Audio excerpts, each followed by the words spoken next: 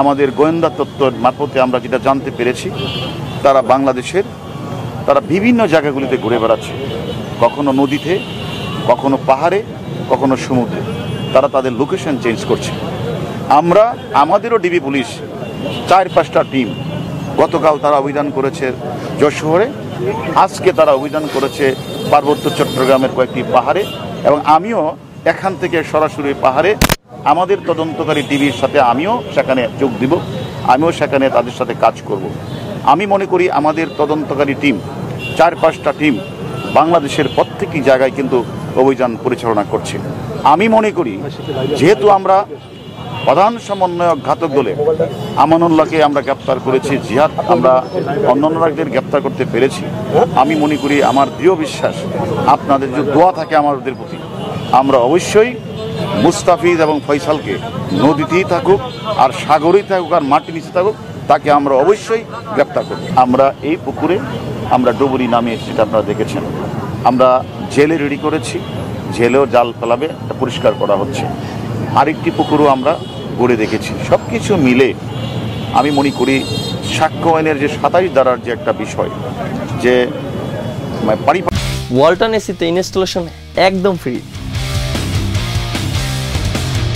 পারিপার্শ্বিক সাক্ষ্য প্রমাণ, অর্থাৎ আমরা বাবু সাহেব অর্থাৎ কামাল আহমেদ বাবু বিজ্ঞ ম্যাজিস্ট্রেটের সামনে আদালতে যে 164 করে যে কথাটা বলেছেন, যে উনি এই যে আলামত 3টি মোবাইল ফেলে দিয়েছেন পুকুরে, সে মোবাইলটা উদ্ধার করতে পারলে আমি মনে করি মামলাটা আরও একটু পরিপক্ক হবে। এবং আরেকটি বিষয় হচ্ছে, আমাদেরও যে চেষ্টার ত্রুটি নেই, আমরাও যে আলামত উদ্ধার করার জন্য যে আপনারা যে আজকে এখানে এসেছি এবং আমাদেরকে বিশেষ করে জেলা পুলিশ সহযোগিতা করছে, আমি মনে করি আমরা আলামতটি পেলে হয়তো তদন্তে আরও কিছু আমাদের সহযোগিতা হবে। এই কারণেই আমরা মূলত আমাদের আদালতের অনুমতিক্রমেই মামলার আয়ুকে নিয়ে আমরা আজকে ঘটনাস্থল পরিদর্শন এবং পারিপার্শ্বিক বিষয়গুলি আমরা দেখভাল করছি। আমরা জানি যে সরাসরি 7 জন জড়িত ছিল, 5 জন আপনারা গ্রেপ্তার করেছেন, আর যে বাকি 2 জন মুস্তাফিজ এবং ফয়সাল সাথী, তাদের গ্রেপ্তারের বিষয়ে অভিযান চলবে কিনা, চালাবেন কিনা? যে এখানে কয়েকটি পার্ট, একটি পার্ট হচ্ছে কলকাতার সঞ্জীবা গার্ডেন যে কিলিং মিশনের যে সমন্বয় করেছেন, কিলিং মিশনের যে প্রধান ছিলেন মূল ঘাতক শিমুল ভুইয়ার সাথে আরও 6 জন ছিল, তো শিমুল ভুইয়া 7 জন ছিল।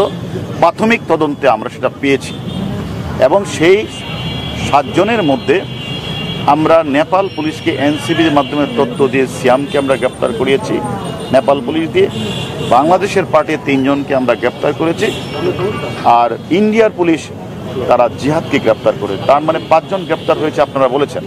বাকি থাকে কিলিং মিশনের ঘাতক আরও 2 জন, একজনের নাম ফয়সাল আর একজনের নাম হলো মুস্তাফিজ। কোনো চাপ নেই।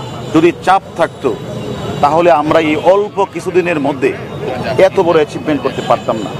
আমরা ঘটনা ঘটার পরপরই আমরা ঢাকার মাটিতে 3 জন মূল কিলার সহ 3 জন, সিয়ামকে নেপাল এবং ইন্ডিয়ান পুলিশ গ্রেপ্তার করেছে, জিহাদকে এত দ্রুত সময়ে আমি মনে করি এগুলি গ্রেপ্তার হতো না।